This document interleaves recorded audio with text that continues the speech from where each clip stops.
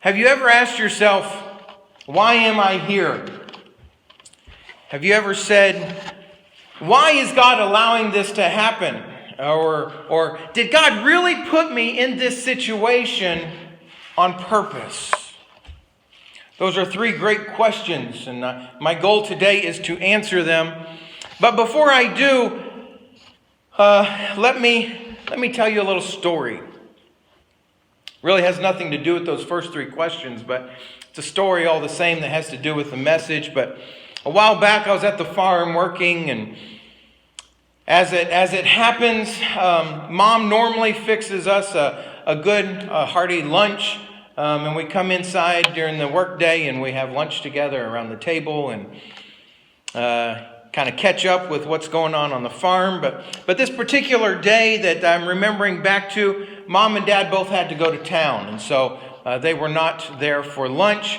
And so, me being the awesome worker that I am, I just happened to keep going through the day, just worked right through lunch, and I didn't even stop to think about stopping. And the next thing I knew, my alarm on my phone was going off, reminding me that, hey, it's time to go home. It's 4 o'clock.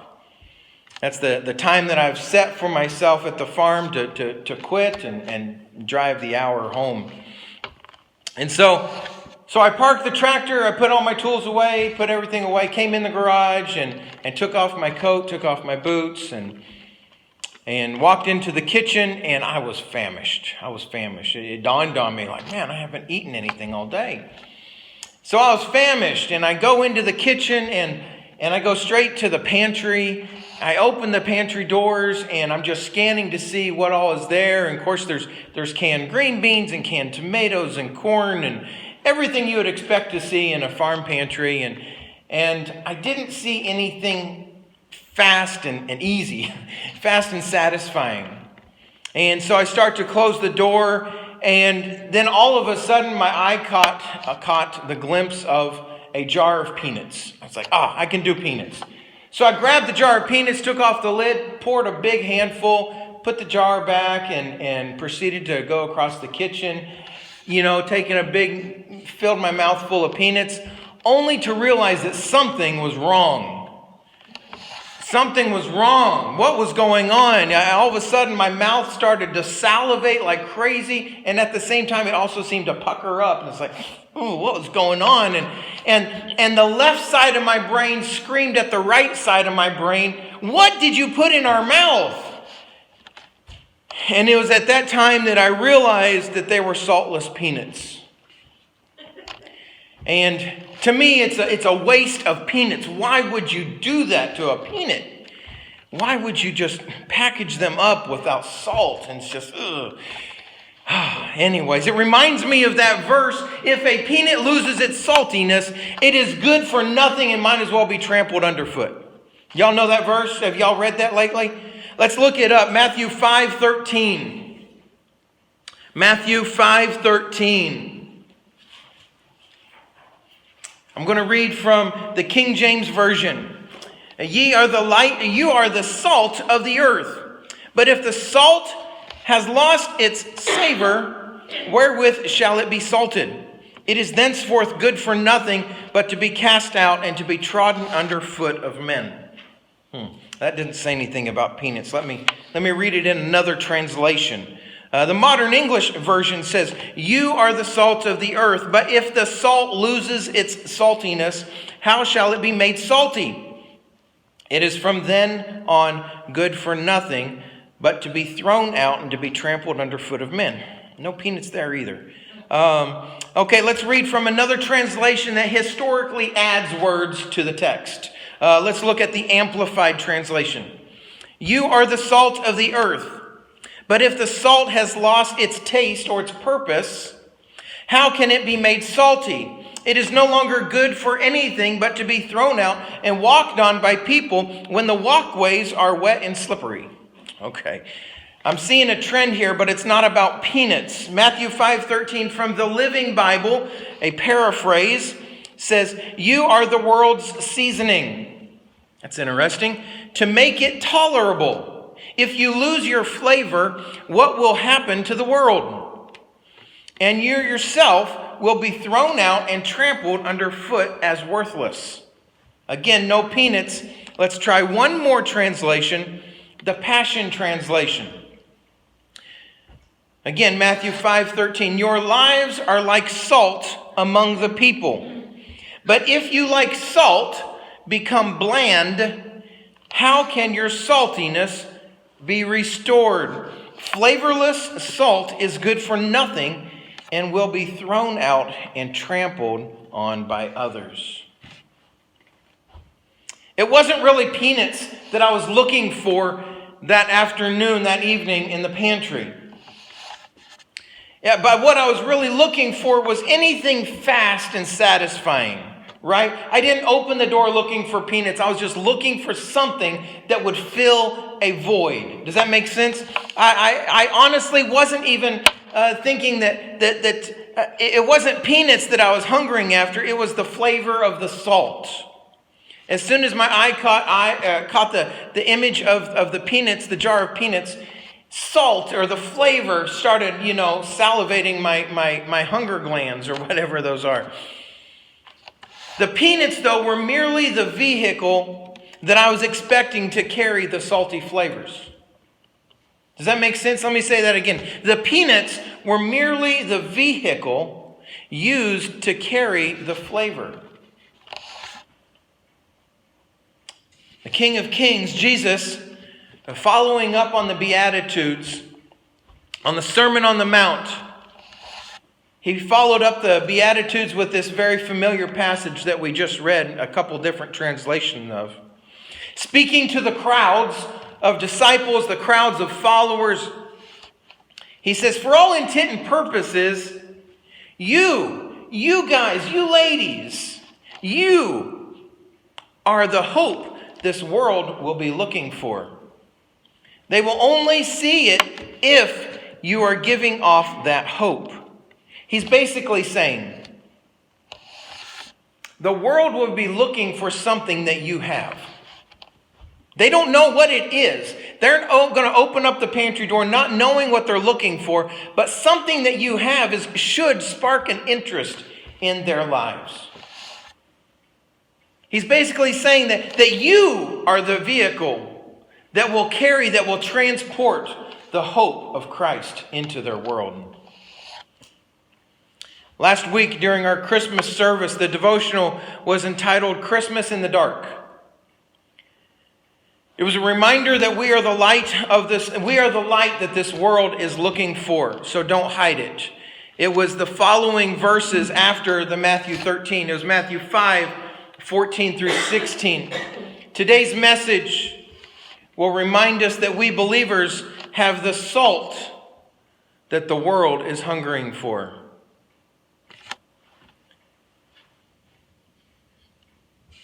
That passage in the various translations, in the King James, it says, the salt has lost his savor. Or the modern English version says, if the salt loses its saltiness. The Amplifies, if the salt has lost its taste or its purpose. The Living Bible says, if you lose your flavor. And the Passion says, if you, like salt, become bland. Those within earshot of Christ that day could easily relate to the properties, to the benefits of salt that Jesus referenced.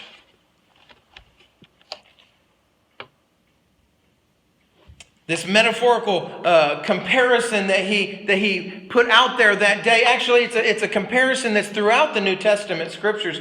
Even into the Old Testament, salt is used in quite a few instances. And in those days, the interesting thing about salt is that it was used as money. It was used as a currency. So when he says that you are the salt of the world, they could relate to that. They knew exactly what he was talking about. It was a commodity that they used to trade with. Salt was a treasure of the ancient world. It was highly valued, a currency in the Roman Empire. The empire in which Christ found himself ministering. The Roman proverb says, and maybe you've heard this before, when a person is doing a good job, they say that they are worth their salt, or they are worth their weight in salt. Today we change that to their weight in gold, because gold is valuable to us. But in that day, they are worth their weight in salt. It's interesting to me how they have used something like that, and here we adorn our tables with salt shakers. Nowadays, most people can't imagine their lives without salt. Actually, it's something that I'm personally trying to cut back on, as my blood pressure is just at that border level of being dangerous. It's used in many different parts of our daily life. Today, though, we typically think of the one good thing about salt, the enhancement of flavors. Would you agree with me? When you think of salt, that's probably the first thing that comes to mind. Maybe in this season, if you're up in North Dakota as they're battling the blizzards, you might think about throwing it out to melt the ice on the sidewalk. But really, when we think of salt, we typically think of how it enhances the flavors of our food. Salt, though, to the ancient world would have had so many other purposes. To illustrate the next few points, I have another story. This takes me back to when I was just a young, desperate guy leading a young family. I was waiting tables at 3 different restaurants at the same time. And it was a busy life, especially in the evenings. There were late evenings and later mornings. I'd sleep in and go out to the lunch shift and then go to the dinner shift. And 3 different restaurants I was waiting tables at. In order to make ends meet, though, I had to pick up shifts. If I had an off day, I'd have to go beg, borrow, and plead to pick up a shift. And I'd say, hey, can I have your Sunday shift? Because to me, Sunday at the time was just another day to earn a buck. My relationship with the Lord wasn't real keen then, wasn't real sharp, it wasn't real close. And so to me, Sundays were just another day. And so I would ask these people, can I have your shift? Absolutely, they would say, but why? Why would you want a Sunday shift? Don't you know that churchgoers are the worst that you could possibly have? And at the time, I didn't really understand that because before I started working Sunday shifts, I was a churchgoer myself, and I really didn't understand what they were saying about me. And so I said, hey, I don't care. It's okay. I'll take the shift. I soon learned, though, that they were right. Churchgoers are inevitably, they bring large groups of people, whether it be messy kids or large obnoxious groups of adults. Demanding adults, demanding kids. And they were cheapos. I tell you what, they don't know how to tip worth of beans. And so I understood what they were talking about. Churchgoers are just generally overall rude. And that brings us to the message today. The thing about salt that I want to talk about today, there are 4 characteristics that I'm going to talk about. The first one is that salt seasons. It's what we already understand it to be. It's easy to understand this in our everyday use for that exact reason. Salt alters the atmosphere of its environment. So when Jesus says that you are to be salt, they were understanding that they were to alter the atmosphere of their environment. Their environment, such as their workplace, their community, their homes, their families.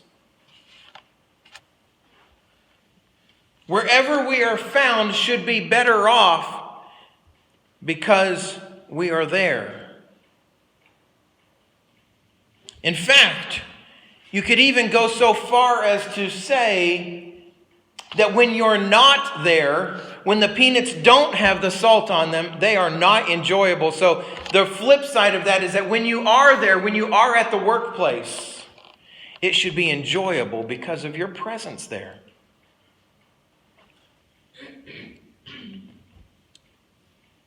We need to begin thinking about the area in which we find ourselves in. We need to begin thinking of those areas as if we are being intentionally placed, intentionally sprinkled out, if you will, to land in the environment that you find yourself in on purpose by God Himself. It's His intention to make the situation, the relationship, the workplace, the family feuds better because a Christian is involved in it. Just like salt seasons food, so we should season the people and the culture that we find ourselves in. Salt seasons. Like salt, we are to be the seasoning in an otherwise bland and hopeless world. There are many other qualities to salt, but it's not just seasoning and flavor enhancers that get the message today. The second thing that salt does is that salt preserves. It's probably not something that we think about a whole lot in the context of our culture today, but sure enough, though, we do still use it to preserve food. I mean, we know about salt fish. They pack it in salt. Or we have salt-cured hams, right? We all know about the country ham in Kentucky. Or the canned beef. I love canned beef. Canned shredded or sliced beef, chipped beef and gravy comes in. I love it. It's canned beef, but it's salt-cured. Another thing that I love is prosciutto, an Italian bacon. It is also salt-cured. But it's not just meat that is cured with salt. It's also things like olives or capers, cucumbers, olives. All these different vegetables are cured in a salt brine and pickled.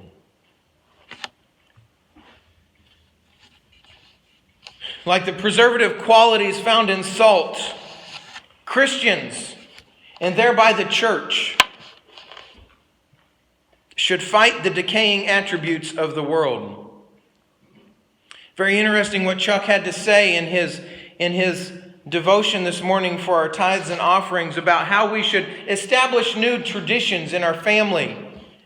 Why? Because it's our job to defend the rights of the godly, the righteous direction that we know we should be going in, to counter the decay of the culture.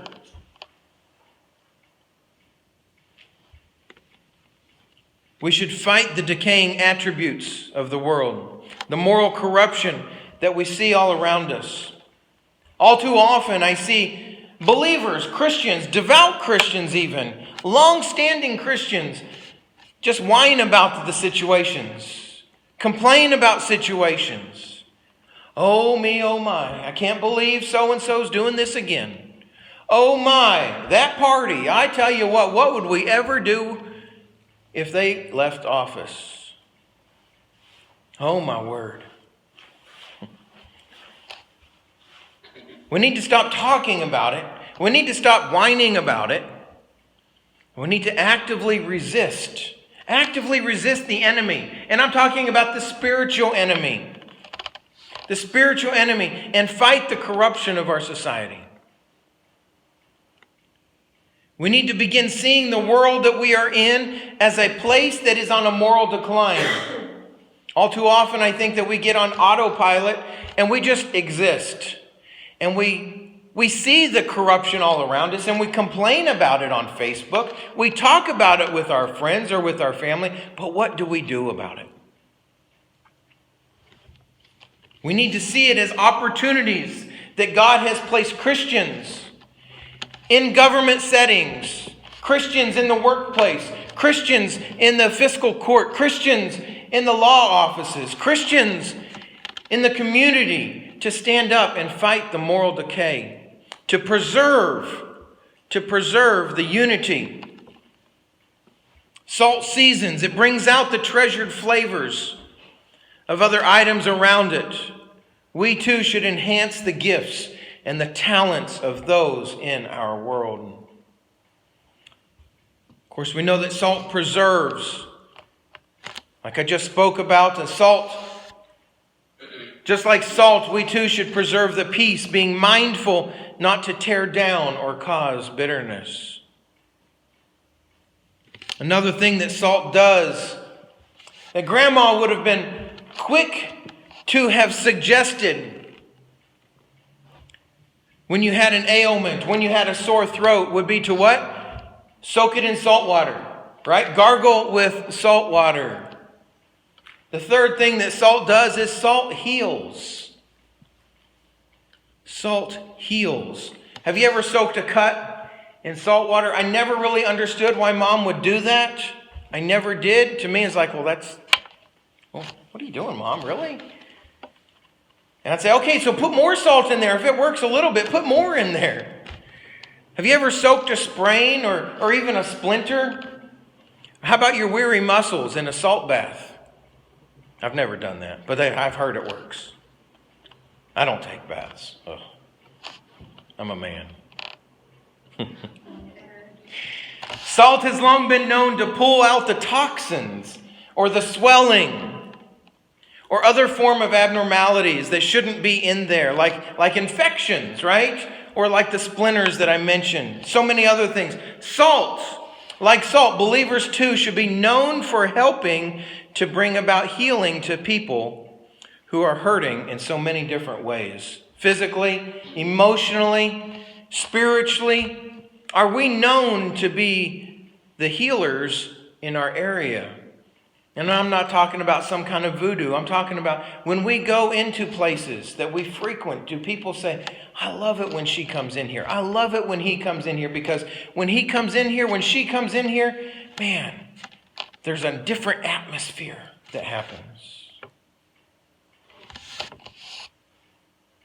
To review, point number 1 was that salt seasons. The whole dish is better off for having a well-balanced seasoning of salt added to it.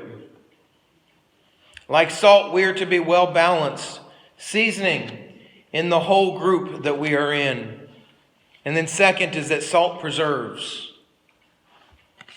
We know this to be true for various meats and vegetables, and like it does for food items, through the power of the Holy Spirit, through the working of the Holy Spirit, things like hope and joy, patience, all of these things, all of these fruits of the Holy Spirit are ways in which we can preserve the unity of peace, as Ephesians 4:3 tells us to do. And the third thing that salt does is that salt heals. Like salt, our presence in the world should be a healing balm, if you will, to all those that we come in contact with. Followers of Christ should be the healing touch today that he was when he walked the earth. Wouldn't that be phenomenal? If people could say, man, I want to be a Christian because wherever they go, life happens.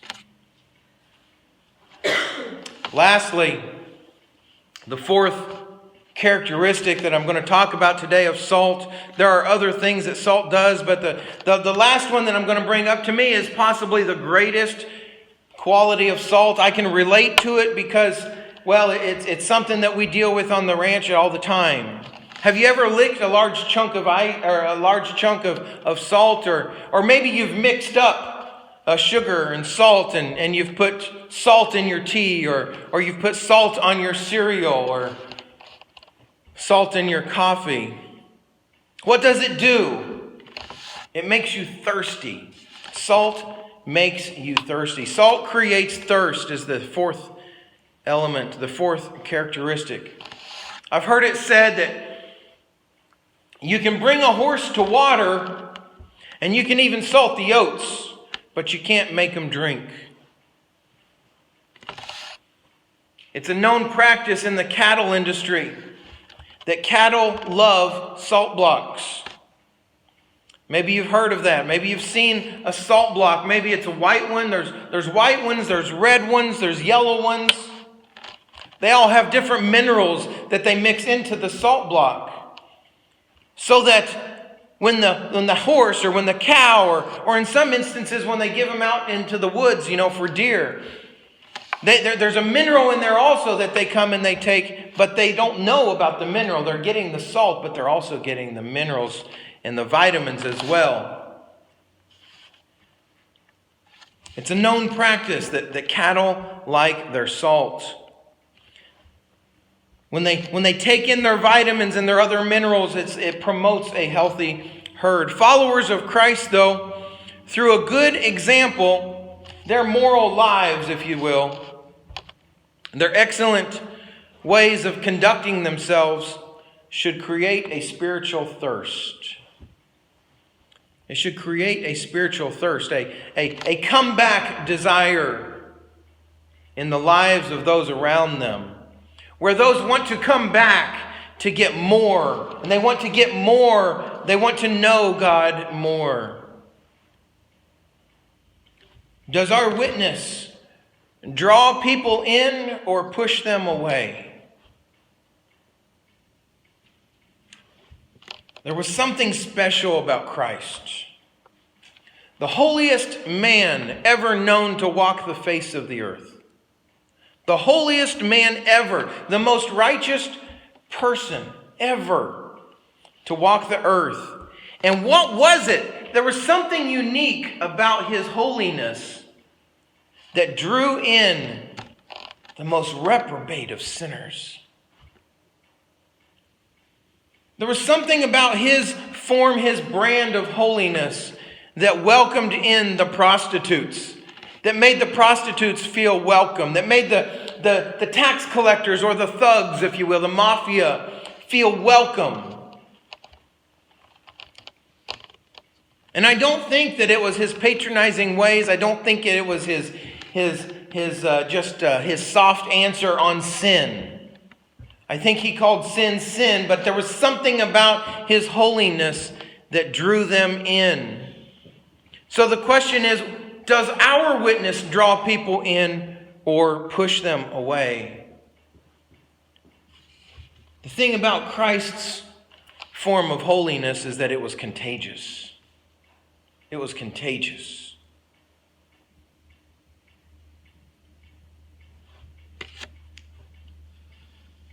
If we lose our saltiness, if we lose our effectiveness, our seasoning, if you will, if we lose the ability to preserve a moral remnant in our land, if we lose our healing capabilities, if we as the church lose our ability to draw men and women to thirst after the kingdom of God, we're good for nothing. You realize that?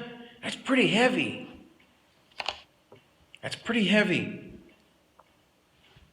We talked about this back in November. We talked about what the Apostle John calls in Revelation 3:15 through 16. He calls it lukewarm. I'll read it for you. He says, and I know your works, that you are neither cold nor hot. I wish that you were cold or hot. So then, because you are lukewarm, neither cold nor hot, I will spit you out of my mouth. We talked about that a few weeks ago. And you remember that a lukewarm Christian is actually an oxymoron.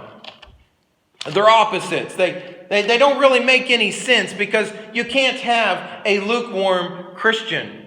You're either lukewarm and you're being spewed out of the mouth, or you're a Christian. But you can't be both. Today we're talking about a similar concept. We're talking about those who fall into this category. It's lukewarm. Those who have lost their saltiness. Those who have lost their heat, their fire. They're thrown out. They're no longer salty. They're no longer hot. They're no longer saved. choosing to take this route, choosing to take the unsalty route, choosing to allow their salty qualities to become lost or dissipate. They choose to disregard God's commands and the ways in which He chooses to live their lives, and that path leads to destruction.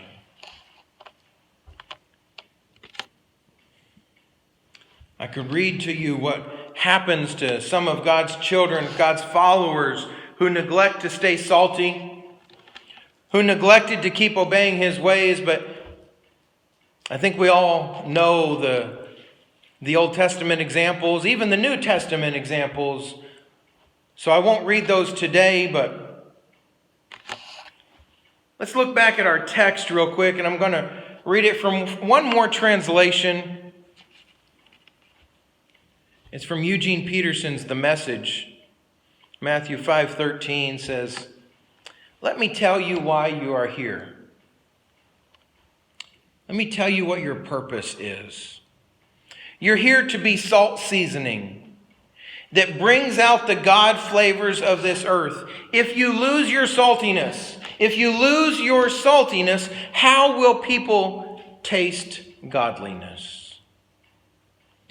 You've lost your usefulness and will end up in the garbage. You will be thrown out." It's pretty heavy. It's pretty heavy. So remember, the name of my message today is Saved and Salty. If you are saved, you should be salty. Salt seasons, salt preserves, salt heals, and salt creates thirst.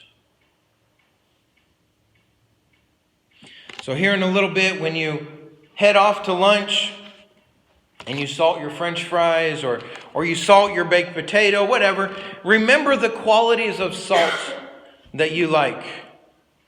Remember those salty characteristics that you like, and then ask yourself, again, why am I here? Why has God put me here? Am I salt to the world that God has put me in? We should be. We should be.